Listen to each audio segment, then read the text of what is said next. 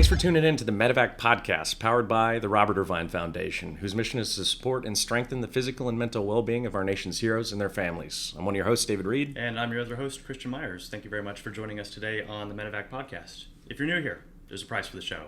You have to share it with a friend or family member if you get something out of today's episode.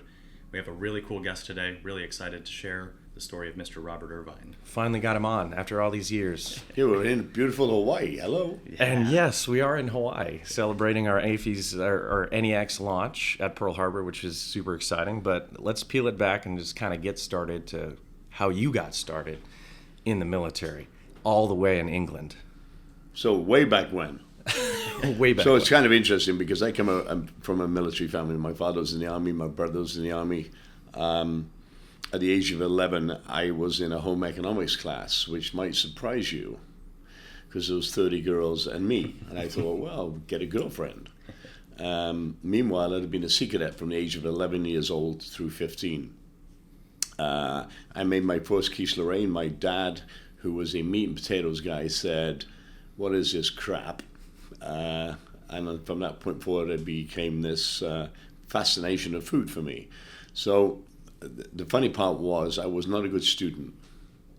My mother would get to the bus to work and I would wave, and then I would double back and drink my dad's beer with all my buddies. One day she called the house. I answered the phone like an idiot, and it was the demise of Robert Irvine. She marched me to the recruitment office. I took my NAMIT, as they called it them days, Navy arithmetic and English test, 1 being the highest, 5 being the lowest. I got 5.5, and the recruiter said, well, congratulations, Sonny, you're in the Majesty's Royal Navy, and you're going to be a cook. And I went, woo! And that happened at a young age, too. Yeah, I was 15 years old when my mother walked me to the recruitment office. I signed my paperwork, and on my 16th birthday, I actually joined the Navy. I was shipped out 15 and a half, but and this was 16. And definitely a different type of military back then as well. Well, you know, it's interesting because I was what I considered kind of a cool cat. Mm-hmm. Not really cool, but I thought I was until I joined the military. Then it changes you. By the time you get, it's slightly different here. By the time you get to training, HMS Raleigh, and they cut your hair and they give you a uniform and they teach you how to march. I was a single individual guy. I was this kid that I knew how to fold my uniform, I'd do my boots, and one night my chief said to me, I'm going to throw you out of the Navy. I said, you can't throw me out of the Navy. I'm awesome. And I did. That's exactly what I said. And I said, why? And he said, because you're not being a team player. So I had all these educated guys. I wasn't educated at school very well. I was street smart. Mm-hmm. And one of them, his name was Mellon. He was a class leader, 8 people in the dormitory. So at 2 o'clock in the morning, after I got my rousing from my chief, I tipped them all out of bed. And I taught them how to make the uniforms, clean the bed, make the bed. They were really pissed, by the way, at that point. But I did it every day at 2 o'clock. I'd sit them out of bed to the point that they wouldn't sleep because they knew I was going to do it. But that's how I joined the Navy. For me, it was a unique experience being young and the youngest in a group of guys who were 20, 25, 27. Sure.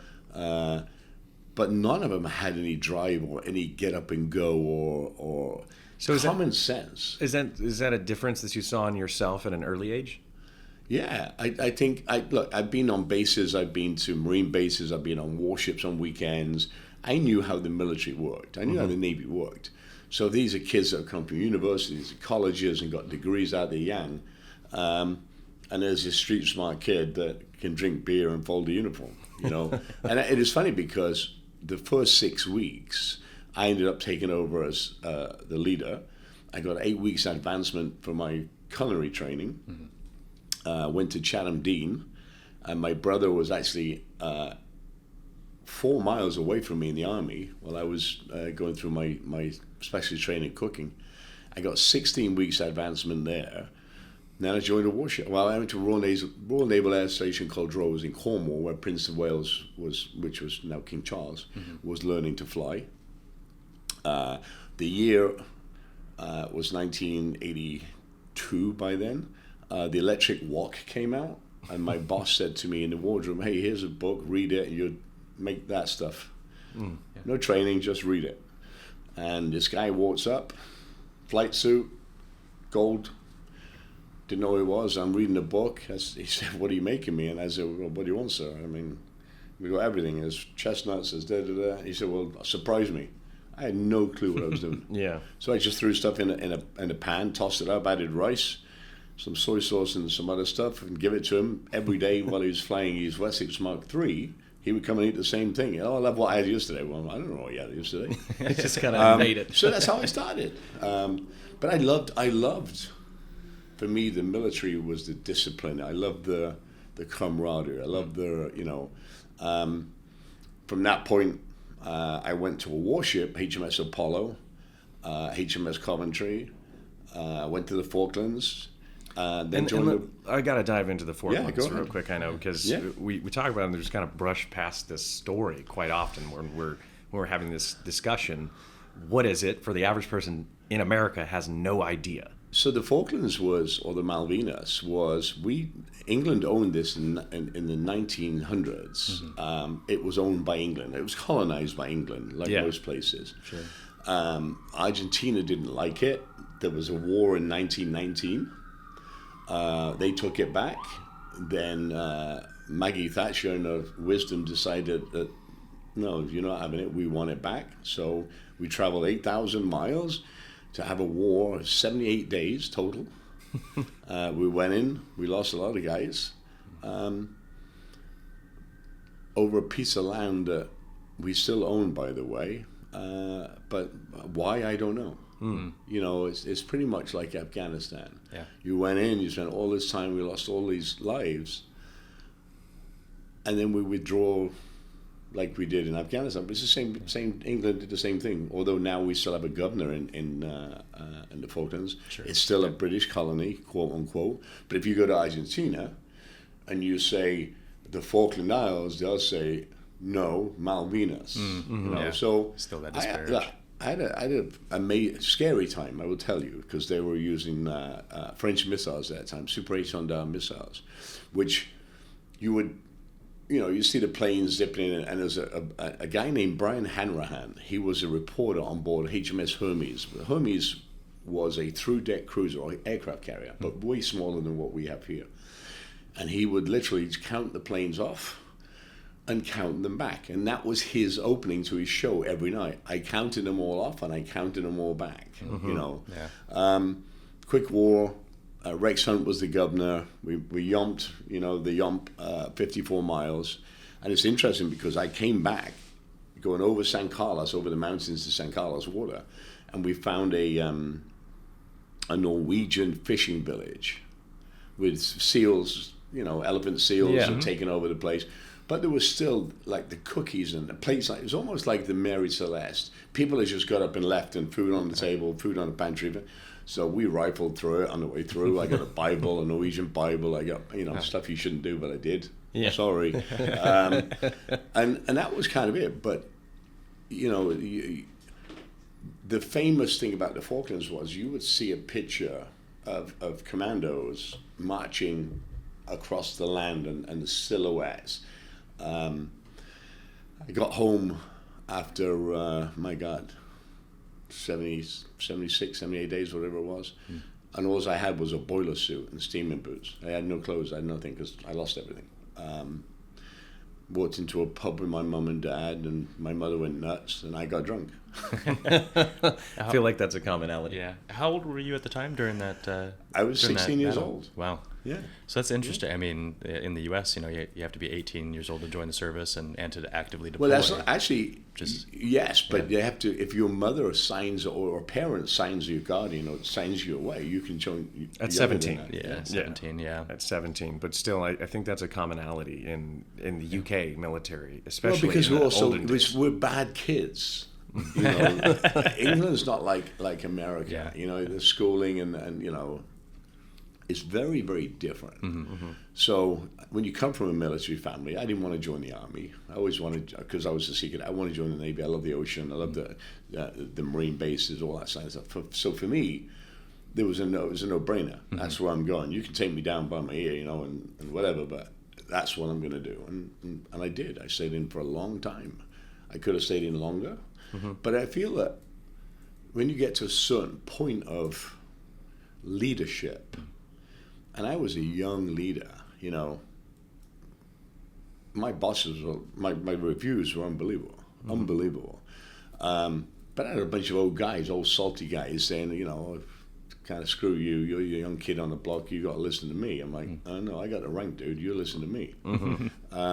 So it was great for me, the military as a whole, and I believe that everybody should do military service in some way, shape, or form, like a national draft. Yeah. And by that I mean, we did it in England during the war. It's a draft during the war in America history, but I'm not saying deploy those guys. Sure. I'm saying keep them on home station. Yeah. Deploy the active duty men and women, because what it does, it gives you teamwork, loyalty, respect, honor, dignity, all those things that I believe that we need in this world when you're running companies. And I got all my discipline from the military, from a young kid on the street drinking beer at home to becoming this, I don't know. It's that experience, I think, definitely from just trade skills at all, and it teaches you how to work in a service mentality, I believe. Well, service is always going to be above self, right? Yeah. So hopefully, well, it does. If you're a team player, a true team player, that rubs off on people, and you surround yourself. And you know this. You know me for a long time. You surround yourself with people better than you, and allow them to have a voice. Doesn't mean they're right all the time or you're right all the time. But what it does is give you a different opinion of something that might be happening. And I find that's something the military did really well. Think about this. How many Fortune 500 companies would allow a 19-year-old to throw off a $250 million plane off the end of a runway? None of them. This is an interesting story too, because you were telling me, I mean, obviously, and we'll dive into the nuts and bolts of this, but you were telling me like these 18-year-old kids are responsible for delivering nuclear weapons in trucks, right? I was blown away by it. I was literally at Stratcom, and it's the only job, by the way, in the Army that you're allowed to call out. Call in sick. It's the only job you can call in sick. If you have a fight with your wife or your boyfriend, whatever, you can call out sick. Why? Because you are now moving a 75-foot truck with a new nuclear propulsion system that gets put in a hole 20 by 40 by this kid. Yeah. And then along comes DOD and puts on the nuclear head on top of it. And by the way, there's 450 of those in 3 fields each, right? Yeah. So, yeah, I'm having a bad day. And it's just like you see on the movies. You see the helicopter, the outriders, the police. It's when you move a nuclear warhead, it's a sight to be seen. It's something else. And they do still manage to lose them every once in a while. Well, that's okay. A couple here and there is all right. Yeah, that's okay. I do want to dive back a little bit. So you wrapped up your Falklands deployment. Yep. And then you moved on from being a chef as well. Yep. Right. So I was with the royal family for about 10 years on the Royal Yacht, back and forth. And then I got a chance to go to Poole Dorset, Hamworthy. And I'm seeing all these guys. There's a beautiful pool, there's a great gym, but it was a very small base, not like bases here. And I was cooking there. Okay. And I see all these guys with beards and, coming through looking like scruffy. I'm like, hey, Chief, what are these guys? Who's the homeless guy? Oh, they're special. I'm like, special. Well, so am I special. Yeah. But I want to be special. And it was the SBS guys. Okay. And I was like, well, what do they do? I was still a kid. Yeah. What do they do? Oh, they do special stuff. I'm like, all right, enough with the special. What do they do? So I ended up finding out what they did, and I was really intrigued by it. I said to my boss, I said, hey, I want to go and hang around with these guys. I want to see what they do. Yeah. And I got to hang around with them, a lot of them. Then obviously the English are known for drinking. Fair. So I ended up drinking, and ended up going for selection with them. And I was there for 9 years, almost 10 years. But for me, it was again a different. I came from a brotherhood of chefs to a brotherhood of people that were not like you guys do here, where you have big teams, right? There were 4-man teams, 5-man teams. Yeah. So it was very different. Yeah. The size disparage is pretty dramatic. I took to it like a duck to water. I can't grow a beard like you guys. I'm not good at it, but because I'm a hairless guy. But when you see these kids today, and I was at SEAL Team 7 a couple of weeks ago, a month ago, and you see these young kids that decide to do it. I was young and stupid. But it was adventurous. It was like, we get to shoot things and blow things up. Yeah. Sounds hard. Sounds exciting. That's got to be a tough transition from. It wasn't. The funny part was it wasn't because I was around it so much. I felt like the training was different completely, but I felt like it. I don't know. It's hard to explain. Well, because you're team guys. But when you have a team, you eat together, you sleep together, you drink together, you go home together. There's no separation. I was a single guy. It was great. I won't go into that right now. But we used to, do crazy shit. Yeah. Yeah. Well, so the interesting part, you mentioned you didn't know who they were or what they did. No. So, like in today's day and age, everyone knows what a Navy SEAL is. Everyone knows what a Special Forces guy is. There wasn't that understanding, and I guess because it was a 80s. secret. It was a secretive group. Yeah, quite professionals. Now, because right? and I don't agree with it, by the way. But now we've all these folks. They're out there writing books and doing this, and whether you're Robert O'Neill, did he shoot Osama bin Laden? Did this guy? Did that? You don't talk about that shit. So that code of silence, and we call it quiet professionals, is gone. Now, I'm surprised some of the guys that we've been with allow pictures. Sure. Right? Yeah. Because when you're an operator, you don't want your face out. And there is a difference, right? You've been exposed to the world where there is no tattoos. There's the ducking across the corner and stuff. Yep. And now look, you tattooed around your neck, you tattooed on your face, you got lips, and it's a running joke, and we make this joke all the time, and that's that interdepartmental like camaraderie that we're talking about here, and we could give each other shit. But when you tell me you're a Navy SEAL, I'm like, when's your next book coming out? Yeah. Right? We're always and I think you'll see the young guys. There's one thing that military, and you know this, both of you. One thing the military teaches you is leadership and problem solving. Yep. Mm-hmm. And I think with what we do, what I do in the real world now is, I get things thrown at me, and we have to solve them problems quickly, because it could be for the president, it could be for the head of state, it could be for a company. It doesn't matter. You have to then reverse engineer. Here's the outcome I want. How am I going to get there? So instead of starting here, I do the reverse. This is the desired result at the end. How am I going to get there? Yeah. And before we dive into that, let's talk about that transition out, because there was a lot of time that you decided to tackle the civilian side of things. Move to the United States. There's a whole plethora of information there. Yeah. And what did that look like to build who you are and the brand that you're doing? Now you're doing it times 13. So product is product, but business is the same no matter what. Right. I came out and like everybody else, you get a chance to be a police sniper, a police SWAT team, a police, there's not firefighter. There's nothing that is exciting. So I read a newspaper. I was sitting at home reading a newspaper, and there was an advert for a chef on a cruise ship, and I'm like, oh, I can do that. Yeah, go travel the world. Just one's a gray liner, one's the ship, So I paid my £600. I went up to London. I had an interview.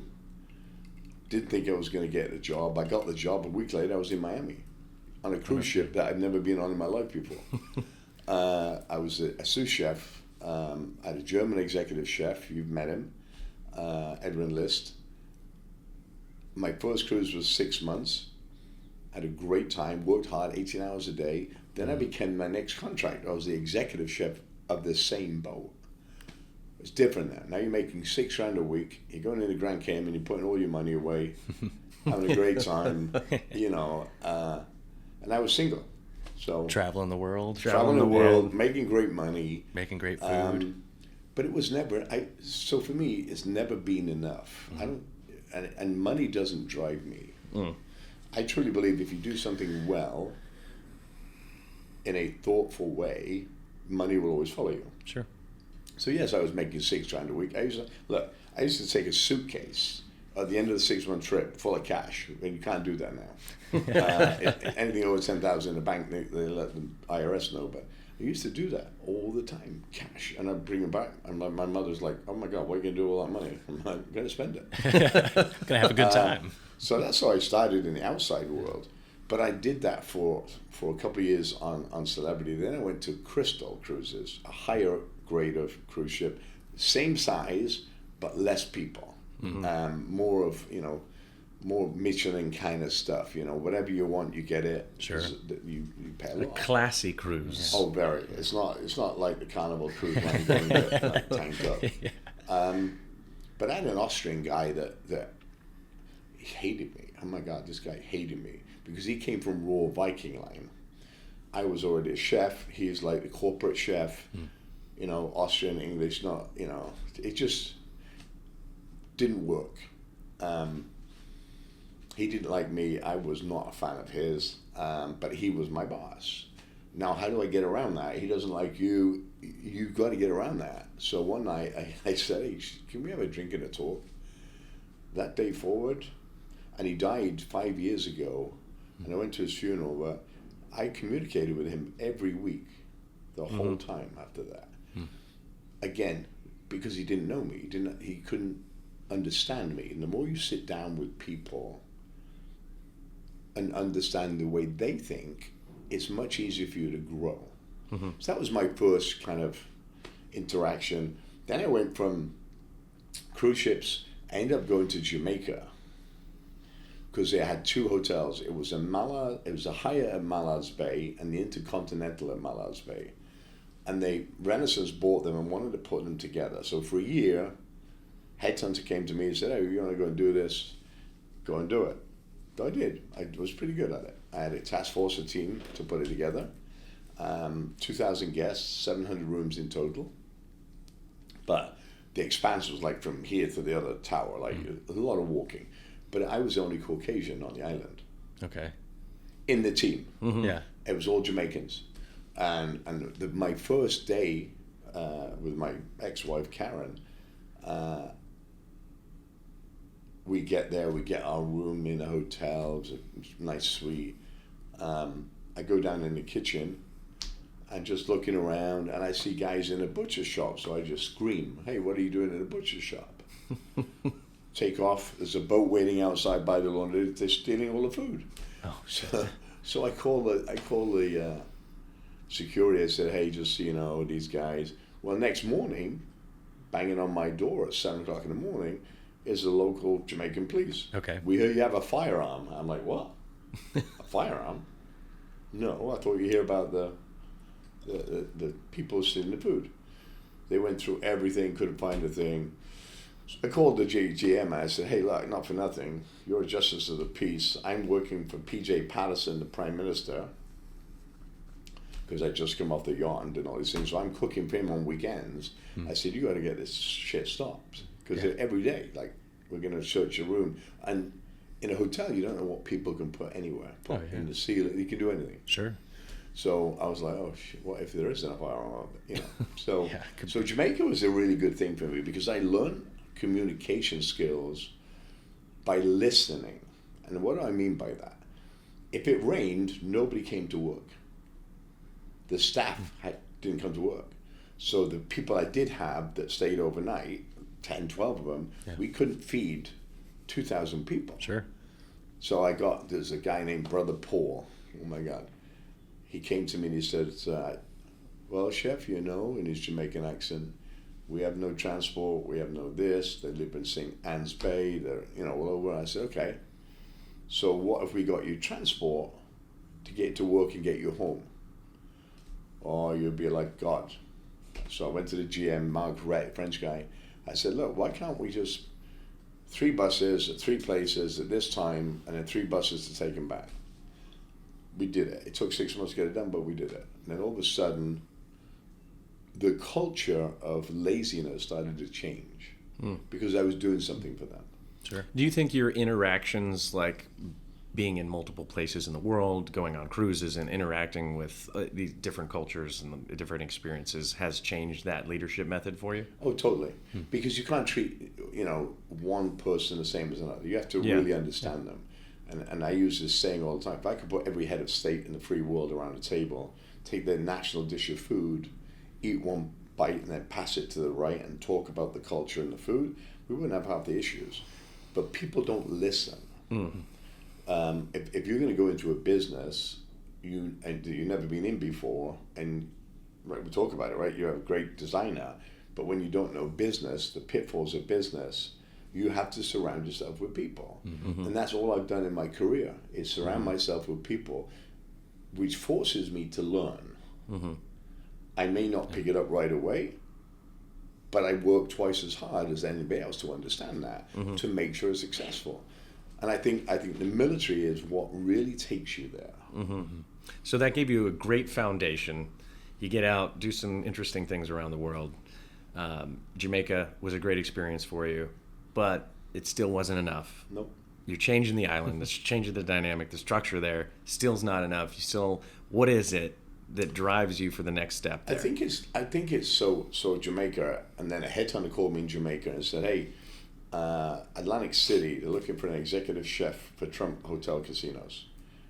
I said, well, how am I going to get there to do it, to meet these guys? Because it's a flight, right? Sure. I took a day off, put a suit on, flew to Philadelphia, drove to Atlantic City, and I'm meeting Donald Trump.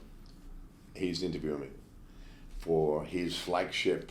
Trump Taj Mahal was the 7th wonder of the world at that time, or so they thought it was. I was doing $784 million a year in food in casino, but for only 15 in food and beverage. We had the largest collection of Petrus, so you would come in from China, we would give you $10 million to fly your jet in. We would give you Petrus, and then you would lose $30 million. We would give you 6 back, just because we like you, and that's what it did. So I met Trump the first time. He was late. He said, I want you to make me a meal. Whatever's in the refrigerator, make me a meal. You've got 30 minutes. Made him a meal. He ate it. By the way, it was the simplest meal. It was a tomato soup with a cheese sandwich kind of thing. And then a salad and a main course, which was steak. We can get into that later. But and he offered me a job for $54,000. I was making 35 in Jamaica because I had everything. I said, okay. So I went back to Jamaica. After 1 year and 1 day, I quit because you had to stay there a year. Otherwise, you had to pay for repatriation. Yeah. So I stayed in one year, 1 day. I started at Trump, executive sous chef number 2, and I said to him, I don't mind being number 2, but if I'm not number 1 in a year, I'm walking. Well, exactly a year to the day I became number 1. He said, what are we going to do to increase the revenue of food and beverage? I said, well, there's 1,000 things you can do. Number 1, you're not touching banquets, you're not doing all these things. So I ended up buying futures. So imagine a buffet using £500,000 of king crab legs. At that point, they were $1.25 a piece. Sure. Now they're like 6. Yeah. But I would buy futures of beef. I used to buy 20 million pounds of beef at a time and make a lot of money. And my deal with him was, yes, I went from making 55 to 125 to $250,000, but I took 5% of everything I saved him on the purchase side. So it benefited you. So the benefit for me was $4.5 million a year in bonus. So going from $34,000, well, and we know the English don't pay their military. So then getting to 34, which is a steal. Yeah. To you, then going 50,000 a year, whatever it is, into millions. Yeah, and it was weird because I understood that 300 people that were purchasing food were on the take. Every one of them. They were doing deals and getting paid for on the back end. Absolutely. And we have to talk about this one, the crab legs, Right. So I think one of the things that I've watched over the last 10 years with you is you're a watcher. So you sit back, you watch all the time, and this was your raging success. Why you increased. So for 4 months before I put a uniform on at Trump, I wore jeans and t-shirts when it was 6 at night. So 6 in the morning, I would sit in the bathrooms and listen to them talking about drugs and deals and whatnot. And when I actually did put on my uniform 4 months later, I had a list of people. We fired 320 people. Wow. Yeah, I filling alcohol bottles with water. I mean, it was crazy. They were stealing. They would order steaks, prime steaks for the coffee shop, and there'd be no steaks in the coffee shop. I was always walking out the door. Sure. I had guys literally with ID cards sledging in, swiping in, morning, and going to another casino, working 8 hours, then coming back and just swiping out. I'm like, well, where's Johnny? Oh, he's into the bathroom. It took me 3 years to clean that up. Yeah, 6 hours But ago. but we went from 15 million to 83 million in my first year. And Trump was like, okay, now we're going to do it on the next 3. So I had 4 of the casinos that I was in charge of to do it. Again, I was very young. I didn't sleep. We worked 18 hours a day. Yeah. I lived on the premises. So he allowed me or trusted me to do whatever. So, and I had a boss, a VP of food and beverage, that hated me because Trump wouldn't talk to him. He came to me directly. He'd come in, put his feet on the desk and say, what are we doing this week, Robert? And I said, well, we're going to change. We're going to go with the commodity of chicken this week. This is what I'm looking to do. And bearing in mind, I had no access to money. Mm-hmm. I had access to computer screens to say, hey, I'm going to do this. So I would call the Tysons, the Sanderson farms. I would buy futures, just like material. I know what it's going to cost. I know what the yield's going to be. So I could say to Trump, hey, yeah, we spent $70 million this week, but you're going to make, this much money. In the long run. And he's like, oh, good. And then he'd come back the next week. He was in the casino every week. Straight to my office, what do we do? How are we looking? Or call me. I mean, I had a great relationship with him. Yeah. And I made a lot of money.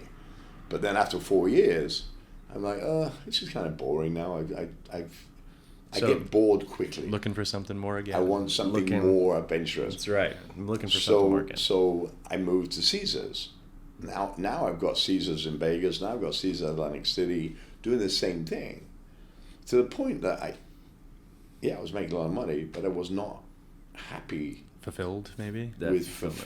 Fulfilled. Yeah. I wasn't happy about anything.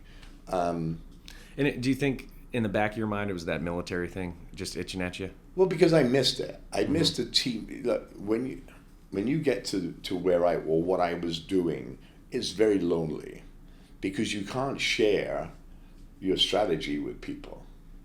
Yeah. Your strategy's here, and I'm getting paid based on that strategy, and I'm not giving it to you because I own that technology, right? It's here. Sure. So I would go home, 11, 12, be back in the office at 6. And one of Trump's arch nemesis, they had dinner in the restaurant, and Chef Shane, cooked a meal. The guy come in, he gave me his card, he says, I don't care what he's paying you, I'll pay you twice as much. As I said, you really don't know what you're talking about. You really don't know. You put that in writing? So I went to see him on a Saturday night, the busiest night. I put a shirt and tie, I went down to see him. And as I was, there were 6 people in a round table in a restaurant. As I walked in, they were delivering some clams to the table, and it smelled like the most disgusting smell you can imagine. So I took the bowl off the table. In a suit, I walked in the kitchen. I said, who made this? And the guy says, me. I said, where's the clams? Show me the clams. All the clams are rotten. You could smell it. So I said, get me a new bag of clams. I'm going to make it again. And I put it down, and the guy says to me, right in there, how much? Whatever you need now. And I end up going. So Trump is known for being an angry human being. I emptied my office out 2 weeks before. I called him and said, hey, I've got another job. He said, look, you can be the president of the casino. You can do whatever you want. Just stay with me. And I said, no, I think I've reached the limit. Sure. So within 15 minutes, Rick Santora, who was the head of security, and he's on all the movies. Nicolas Cage actually played Nick Santora on a movie. And I was escorted out. I went on vacation for 2 weeks. I went straight down there and started all over again. I did the same thing. I like the process of fixing things that are broken. So once they feel fixed, you get bored and it's time to move on. Yeah. And again, it's not about money. But then, I mean, this is also how you conceptualize the show for... Yeah, I wrote Restaurant Impossible. I wrote Dinner Impossible. Restaurant Impossible is in 170 countries with 1 billion viewers every week. We haven't shot a show for just over a year. And it's still their top-rated show on Food Network. Because they keep playing it. Yeah. You know, watch those reruns. So I like the problem solving of, oh, you can't do that. Well, they said to me that with Fit Crunch. There was 231 protein bars in the United States of America, and I said, well, I'm going to make a better one. Yeah.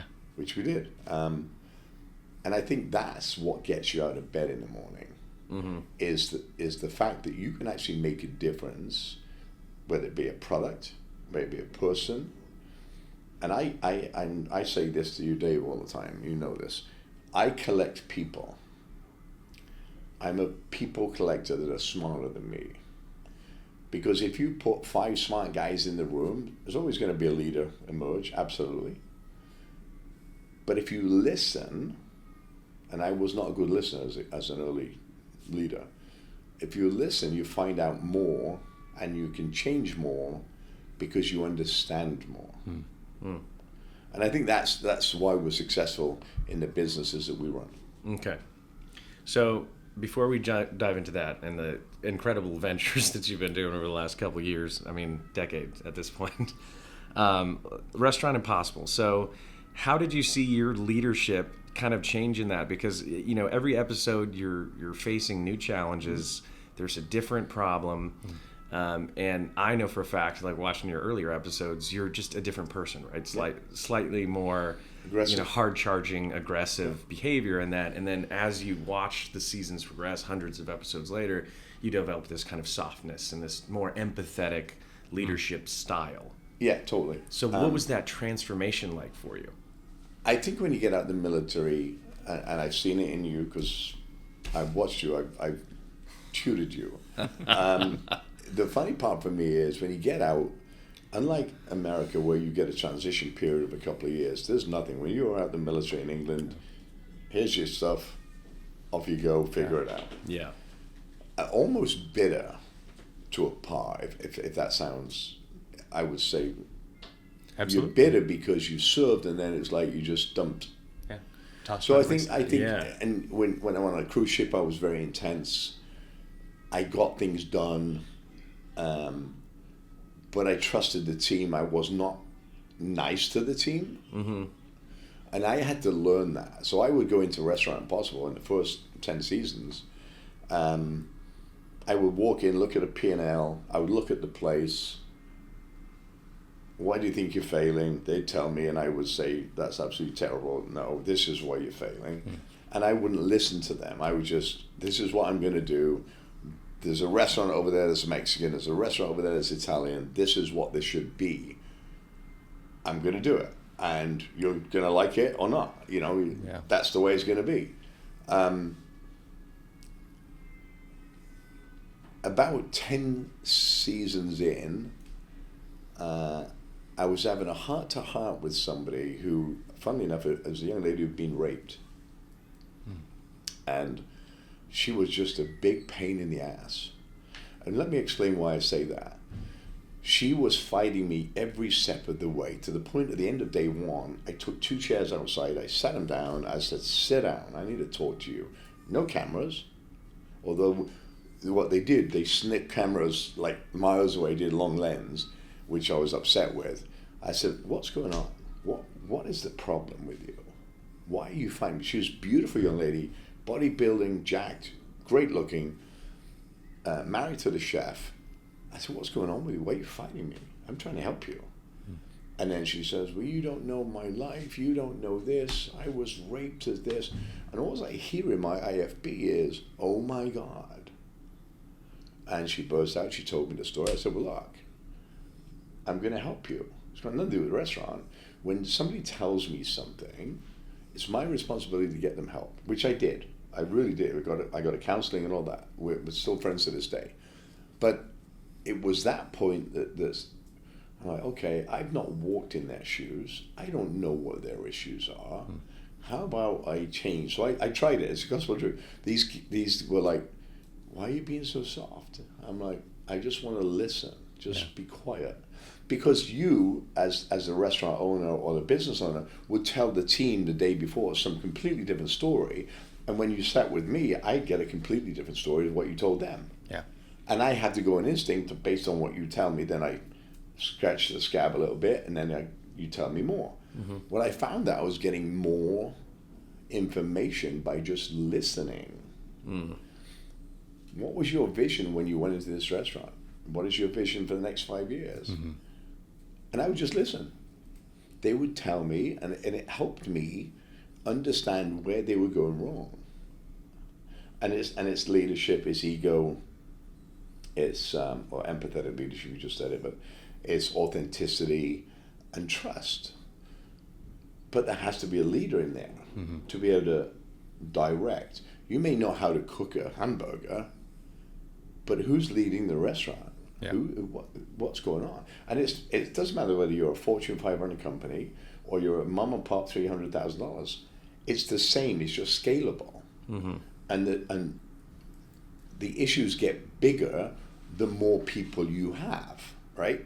So I started to listen, and then all of a sudden the shows were getting so much better because it wasn't angry. Oh, it's my way or the highway.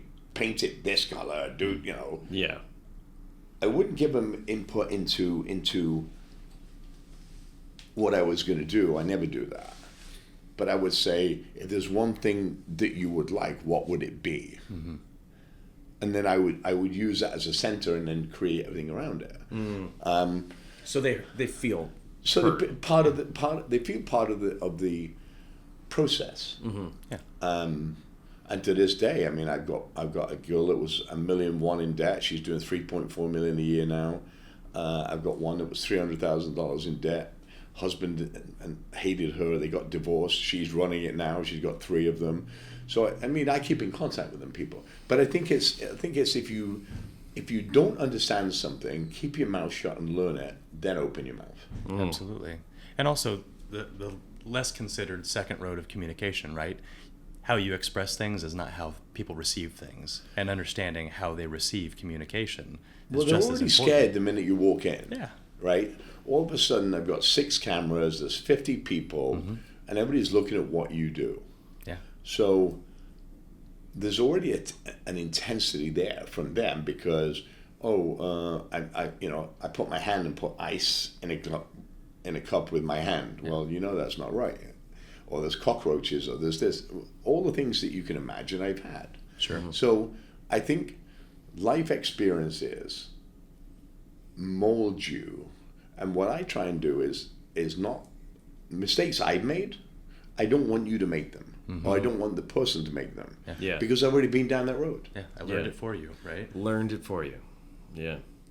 Look, if you follow what I'm telling you and you do this, you'll be great. And if you don't, you'll fail. Mm-hmm.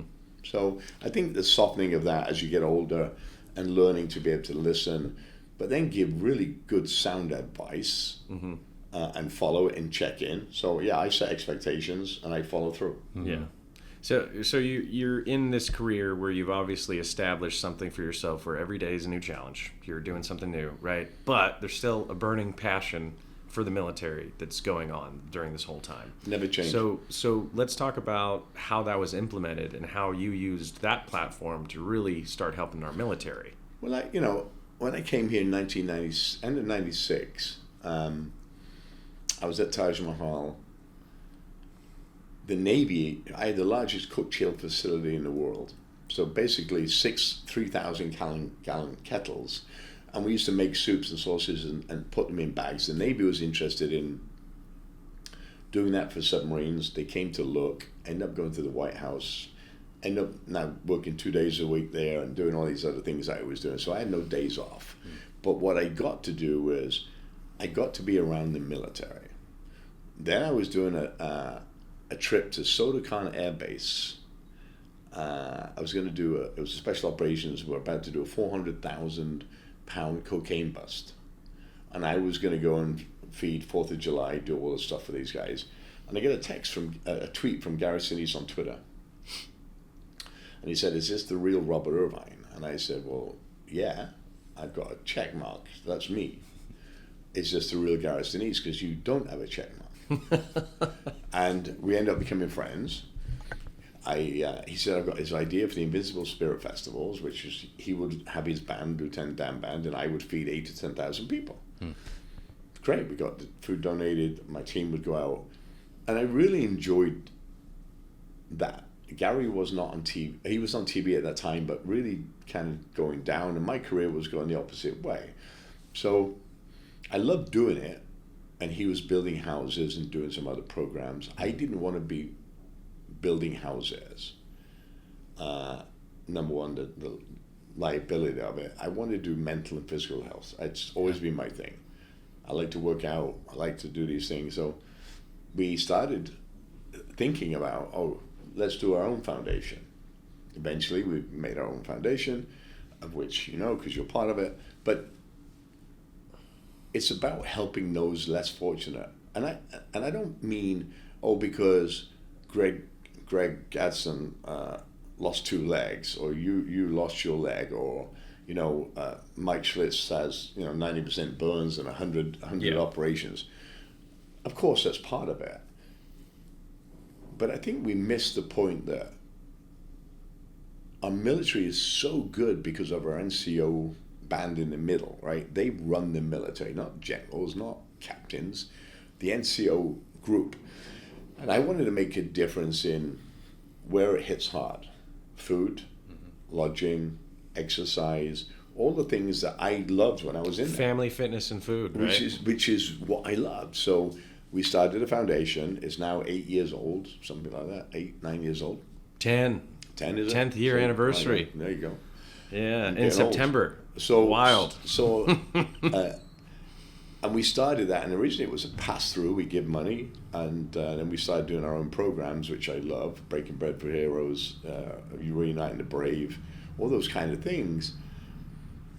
And it took me back to what I missed, which was the camaraderie and the teams and the... but that's also shifted too. Like, let's talk about the 10 years, and you've been very predominant in this world of like finding a problem and tweaking it. So in the beginning, we see these organizations that are focused. I mean, you got guys that are getting blown up all the time, right? Yeah. So of course we're going to take care of these guys. They're hit. And then we see the narrative shift a little bit and just, now it's all only wounded, injured, ill. Yeah. Right? And we get to this point where we're like, okay, let's take care of the families now. Let's take care of that. So there's a constant pivot. But I think, look, the military's changed, and you know that for a fact. I mean, if you go from World War I to World War II to Vietnam, Afghanistan, Iraq, all the campaigns that have happened, war has changed. We haven't learned much, actually, in all those wars, because we keep doing some of the same stupid things. Keep forgetting. But if there is another war, it won't be like Afghanistan and Iraq where we put people on the ground. Yeah. Except if you're special forces guys. We're still going to have those injuries. But I want to focus on, number one, near and dear to my heart, is making the food perfect for the folks. The dining facilities on base, whether it be food trucks, whatever, which is my big priority right now. But I also want to celebrate the Hughes of the world, right? The Dave Reids and Christians, because you've gone through trauma, you've had operations, and you've had all these things, but look at where you have come from. And I think we lose sight of, my God, we were in Normandy a couple of weeks ago, and you see these 160 World War II veterans in wheelchairs. And every one of them got the Legion of Honor, wanted to stand up. They were not sitting in that wheelchair. I am too proud for that, right? And I think we've got to tell the success stories, right? Yeah, that's spot on. Because talking to all the SEAL teams the last couple of days, and Swick and all them guys that are so proud and so humble and so, they want what we have, which is kind of funny. It was very funny dynamic talking to some of these special operations, like tip of the spear, 25 years plus service and an enlisted personnel, 13 deployments. Like these are the kind of guys we're talking to. And they're like, hey, like, yes, I might be a subject matter expert in my field, but it's siloed, right? Yeah. And what's really interesting in this world, in your world, is that there is such a dynamic range, different problems. You're having once in a lifetime opportunities every single day. Well, you pick those people, like I picked you 10 years ago on a yump and said, hey, first draft, baby. What are you doing, dude? And look at you now, and I'm, like I told you last night, I'm like a proud dad because I've seen you come so far from where you were. And now I'm spending a lot of time with Christian and Adam. I see the same thing. And for me, the mentorship there is to take your company now and look, there's going to be a rocky road, there's going to be learning, there's going to be arguments. It's just the way life is. But you have to remember one thing. If you're going to be successful, it's not all me, or you. It takes a lot of people to be successful in any business. And I get every week a phone call and says, hey, can you invest in this, or can you buy this, or will you do this? Every week, and you know that for a fact. And I take on what I believe is organic to what we do with the military. But I also think that you have a special talent in being able to see something inside of people that they don't see in themselves yet. And I've known and I've seen you over the last few years hire people without a job position even. Yeah. You say, I don't care, we'll figure that out, but I need you and your personality on this team. I hire people based on the team talking to them, number one, then my wife. I don't hire you for a position because in our companies, we have 7,500 people, right? They do everything. It's not just, you're making hats or you're making t-shirts or you're doing invoices. I need to understand what you're really good at and then extend that wealth of knowledge that you have into other businesses. Because once you see that, it's amazing the transitions that happen in your brain. Oh, I can do that. When you never thought you could do that.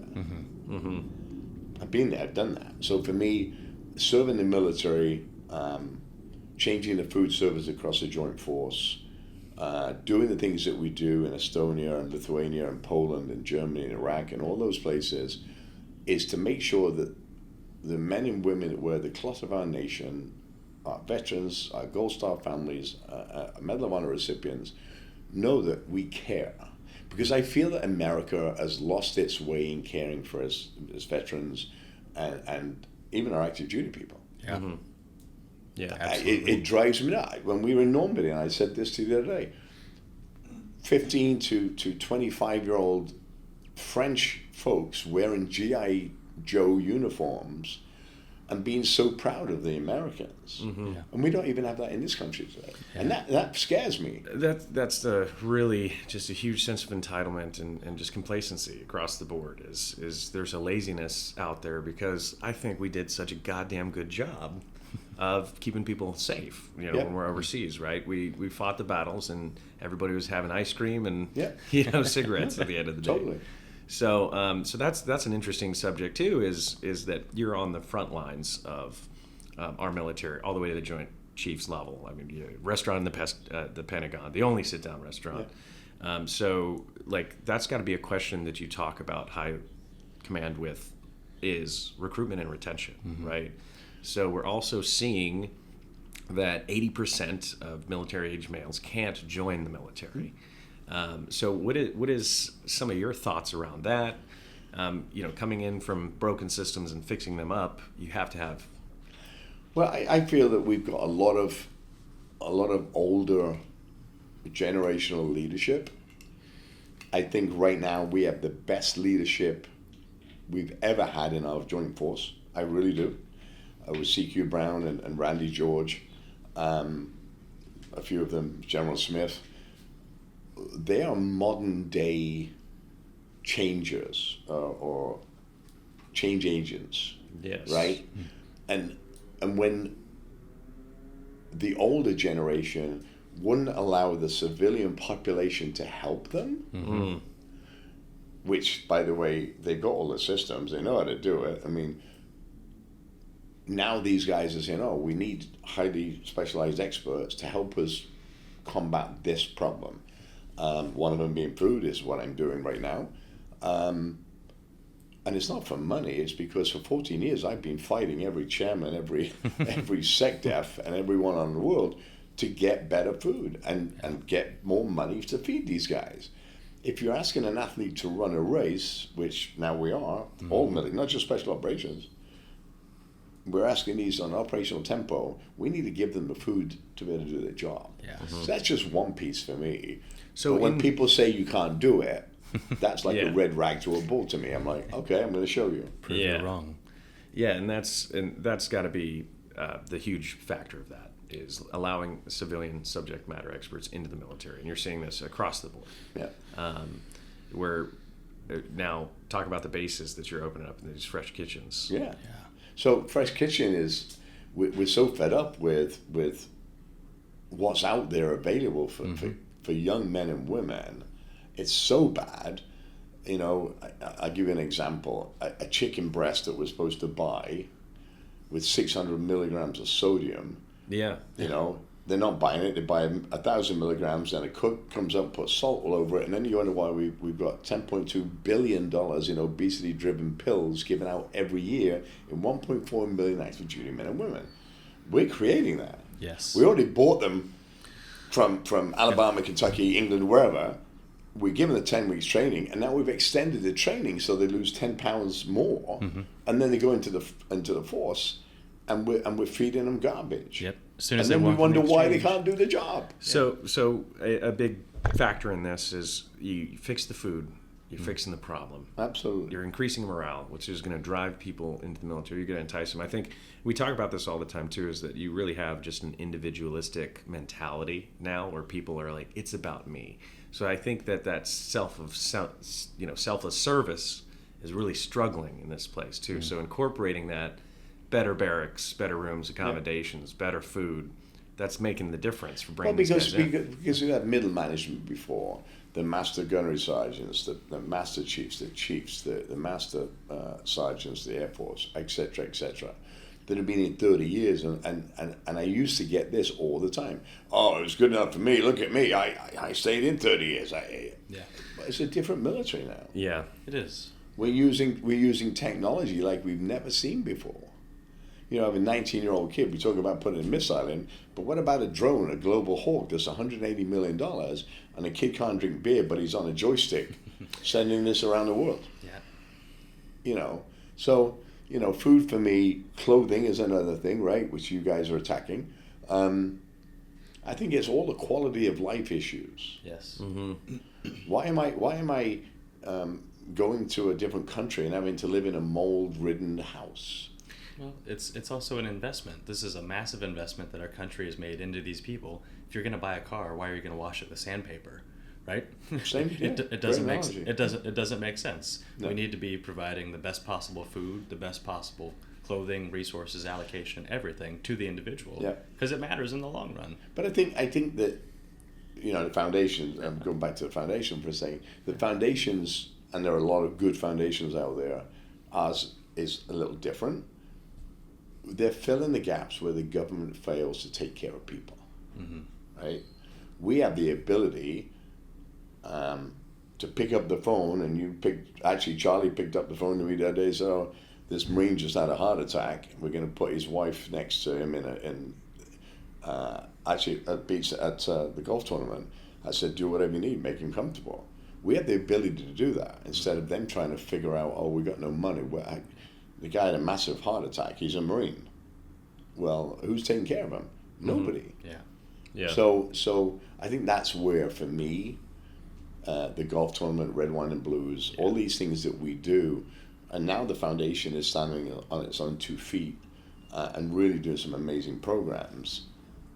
People are standing up and noticing not only what we do in bases collectively, but what the foundation actually stands for. And I think with the food we sell, the protein stuff, and all the stuff that a portion of the proceeds goes into the foundation, we're seeing those programs do really well. But also, we're seeing bigger donors coming out because they know that we're a real foundation doing real work. And I call it God's work. It's not good work, it's God's work. Because we are saving lives. We're buying the bikes to get people out of a room that maybe want to commit suicide or thinking about it, right? We're getting them out in the open along with the same people. The Warrior Games last week, to see these guys and girls, reignited. Yes, I'm in a wheelchair. Yes, I watched a guy shoot 40 bullets last week through the same center hole. It was no bigger than a I couldn't even see it. 40 bullets through the same hole with one hand.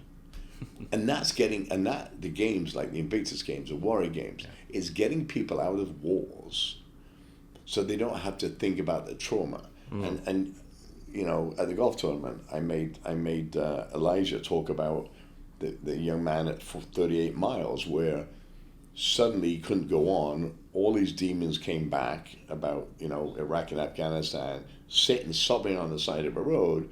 Somebody comes up and says, "Come on, buddy, me and you was taking you to gold," right? Yeah. So it's that hand up, right? It's not the handout. Yep. And it's strengthening using their past experiences to strengthen who they are, right? I think it's just trauma that we have to overcome. Yeah. So as a leader, across the board, you're a leader of leaders. How do you find that mental capacity to deal with that all the time? Because there are so many people that come up to you, random people on the beach on your vacation will come up to you and say, "Hey, I had a gun in my mouth last week." So you have to always be on. And what does that look like? And what do you do to decompress? Well, for me, look, there's one thing that I told Gail, my wife, and you all know Gail, when we first started dating is, we couldn't have dinner together because people would come up. And she got really upset with it. I said, look, people kind of go slightly insane the first time they see you. They lose all sense of normality because you're there. Yeah. And it's the first time, maybe the last time I'm going to see you, so they're going for it no matter what. And you have to be able to say, "You know what? Hey, how are you? Nice to see you." And if you notice, when we do signings, or I don't say, "Hey, how you doing? See ya." No.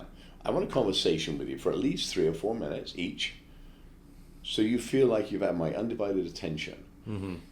That drives me, because they go away, and that moment of the 3 or 4 minutes, they will remember for the rest of their life. Or a video to their son or daughter, right? Yeah.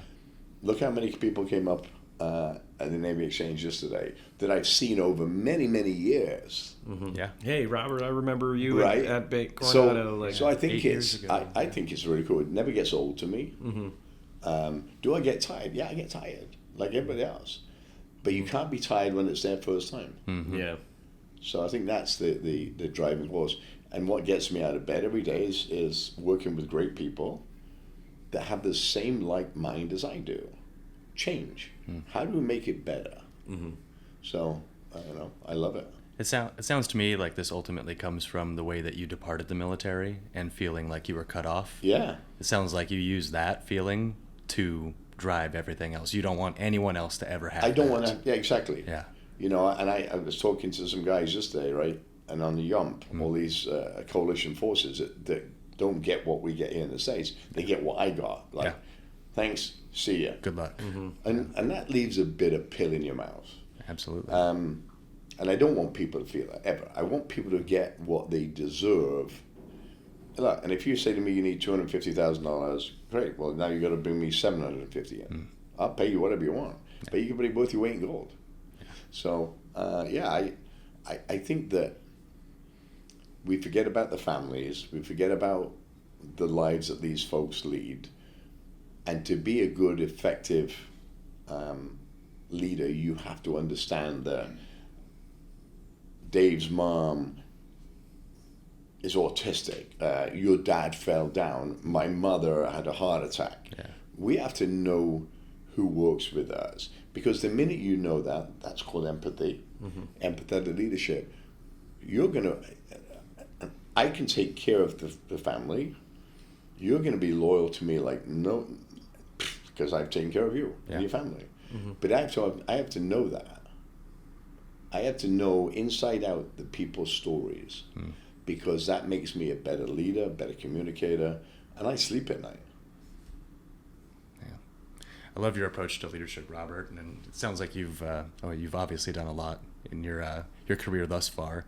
But now we're coming to kind of a new turning point for Terra Arma. You've recently come on board in the last couple of years. We're out here celebrating our launch at the Naval Exchange. You've obviously got big plans for the future of the military. Food is changing, the clothing is changing. What do you foresee in the horizon next for you? I feel that we are going to give better kit, better clothing, better food, better kit in general, to allow these young men and women that are coming in or they're midpoint of their career, which will help them do their jobs, right? Because at the end of the day, look, I can wear a prison T-shirt and it rubs me. You've been there. I mean, that's why you started Terra Arma. It's the quality again of life. I wear mine every day. I wear blue normally, black, but for me, it's about, can we deliver on an expectation? The expectation is, when you feel this, it's great. It's going to be good for me. I'm going to buy another 10. I want one a day and change and a few spare, right? Yeah. And as we progress from T-shirts and underwear and socks to all the other things that we intend to do, this company is going to grow and grow and grow. But it has to grow in stages and not grow too fast. What happens when you grow too fast as a company? You lose. Yeah. You know, if you have, Fit Crunch started with one SKU for 5 years. Yeah. Now it has 17. So it's a slow burn. People get to know the products. They get to know Terra Arma, especially when you're sponsoring, the Best Ranger and all the other things, because the minute you're seen and they're wearing it and they love it, they're telling everybody else. It's like word of mouth, right? I think Terra Arma has a great future of really owning that space for not just T-shirts, anything that comes along. Right now it's T-shirts, Lux T-shirts and whatever, underwear, socks. But eventually, you'll kit that guy out for a minute, and the first 100 yards, it will be Terra Arma gear. Why? It's going to last longer, it's going to be more comfortable, it's going to be able to do the job properly. And I see that. I invest in companies because I see the potential. And look, everything has potential. It's what you do with the potential. Yeah. So I see that. Just like I see the drones growing and warfare changing, weapons changing. Yeah. But we're lucky because we know most of the senior leadership that's got another 4 years. Then we know behind that the next 4 years and the next 4, because we made a pact with these guys that we're with them from day one till they finish. Yeah, until the end. So as there's a lot of guys in mine and Dave's position who recently transitioned out looking to get into business, and as a longtime investor yourself, you've interviewed a lot of people, you've looked at a lot of different businesses. This will be my last question for you before we wrap up, but what is it that you're looking for specifically with veteran entrepreneurs, because it seems to be more of your focus lately? There are 1,000 people getting out at a time. Yeah. They all want to be experts in team building in major companies. Stop it. There are 1,000 of them. Yeah. I look for is, just like Fit Crunch or the foods, I look for a unique product with a unique story that I believe is going to work. You have an authentic story, Terra Arma. I've seen your shoulders, right? They got ripped to pieces. You created this product. You're one person. You can't do it. You bring in Dave. Then you bring in another one. Then you bring in, and all of a sudden, people start to say, "Oh, Terra Armor, they're a solution provider. Let's go to them and say, oh, we need boots, we need a backpack, we need whatever." Mm-hmm. And then you become a trusted source for them to purchase from, because you've already delivered, and they like you. Mm-hmm. So that's what I look for in any business I get into, is what's unique about it. Yeah. Why do I need? Can I go and it's so funny because I look at Shark Tank the same kind of way, and I've done a veterans entrepreneur Shark Tank, where they think they're going to go against the Coca-Colas of the world with a drink. You have a chance of doing that. Coca-Cola just take them out. Yeah. So you've got to have a product that you stand by, that's unique, that nobody else can make, because you have, it's like the Coca-Cola recipe, right? There's never together, it's in two separate things. Yeah. You have a product like that, and that's what I look for, is, okay, it's doing something good. There's nobody else doing it because they don't have the technology, they don't have the fabric, and they don't have you. They don't have a brain.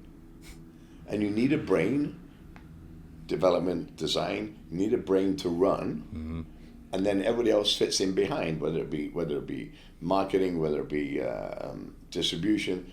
They all come behind, but it takes time to get there. Yeah. And like, there's not many businesses I know of veterans that have started that have gone from 0 to 50 million in a week.